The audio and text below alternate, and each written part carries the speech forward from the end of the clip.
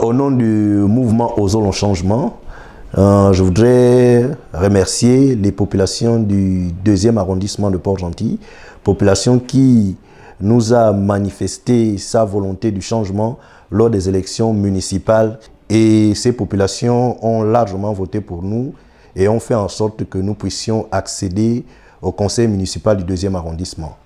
Pour vous dire que ce n'est qu'une partie remise, on serait toujours avec vous.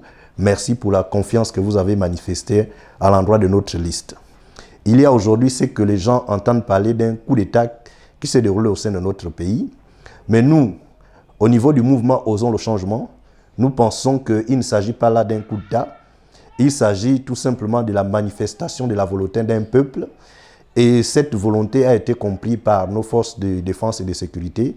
Et pour faire en sorte que l'espoir qui devait naître au sein de ce peuple puisse réellement se manifester, les forces de défense et de sécurité qui ont pris le pouvoir puissent dessiner rapidement les contours de cette transition politique. Et c'est dans cette verbe que je voudrais bien qu'un large consensus puisse se manifester pour que nos forces de défense et de sécurité puissent consulter l'ensemble de la population gabonaise. Il ne s'agit plus là d'un camp contre un autre camp.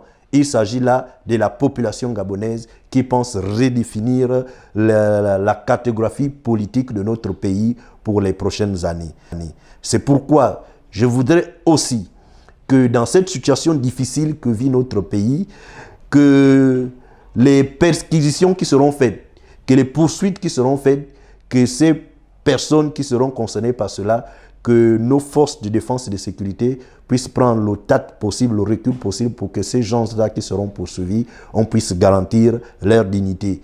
Il est bien vrai que nous déplorons tous la gestion du pays dans les années passées, mais que ces personnes, on puisse garantir au moins leur liberté, leur présomption d'innocence durant toute cette période. Donc je souhaiterais bien que les autorités de transition puissent définir les grands contours de cette transition, notamment l'ensemble des institutions de cette transition.